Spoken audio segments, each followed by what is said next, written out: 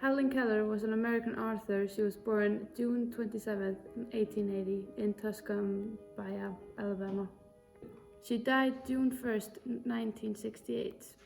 Her education and training represent extraordinary accomplishment in the education of persons with these disabilities. She was an author and an educator who was blind and deaf. She became blind when she was only 19 months old. Her doctor found Alice Sullivan, who was a teacher, to help her learn palm writing and fingerspelling and many other things. It is interesting to know how she accomplished everything she has done. We got to meet with Helen and took a little interview with her.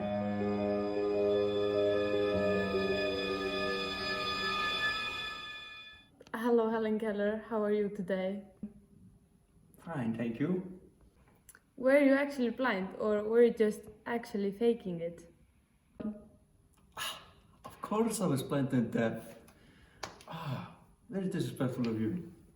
Alright, so how did you write all those books if you were blind and deaf? Do you know what finger spelling is? No, why would I know what that is? Finger spelling is a form of communication where you use hand movements to spell out letters.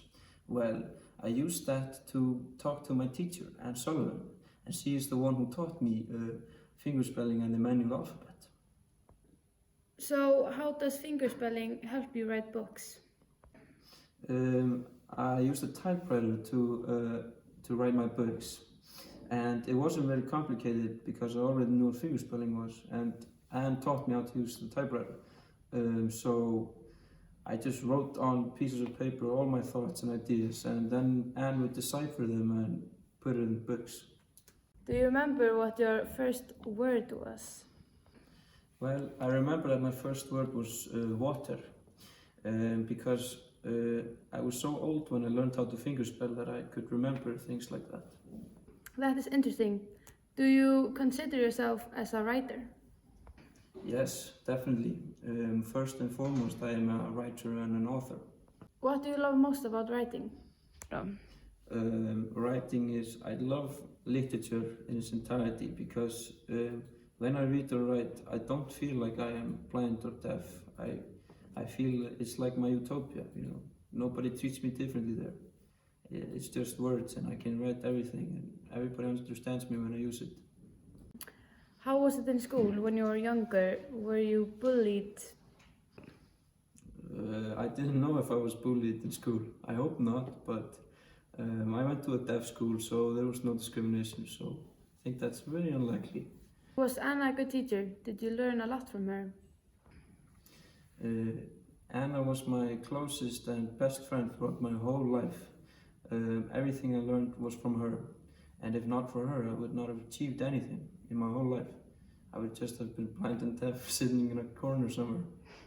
What did you do daily? Did you go out with friends, family, or what did you do? Well, I woke up every day with optimism. I was rarely in a bad mood. Of course, every day I was with Anne, but the times when I was alone, I would go outside and feel the breeze on my face or the grass by my feet. I really enjoyed that. Well, how did you come to terms when you were younger with being blind and deaf? Mostly I remember being very frustrated as a child. I would often throw temper tantrums and be very annoying. I remember one time I went around the dinner table and ate from my sibling's plate. I was so angry. I think all of that came from being unable to express my emotions or show how I felt. But over time I came to terms with this and I just accepted that I was blind and deaf. How did your parents communicate with you? How did they learn how to talk to you? Well, to know who I was talking to, like which parent or sibling, I would feel their faces and then I would know. And when they spoke, I would put my hands on their lips and on their throat and feel the vibrations and such things. And that's how I communicated. But what about your friends? Well, just the same thing. Who were your friends? Did you have friends? Well, I had some close friends like Joseph, Trude, and Catherine, but I also had a trustee, doctor, who came to visit me. His name was David. I liked him. And then I also kept in contact with Eleanor Roosevelt. Well, that is all the time we have. Thank you for talking to me and have a nice day. Thank you for having me. And I hope I see you later in life.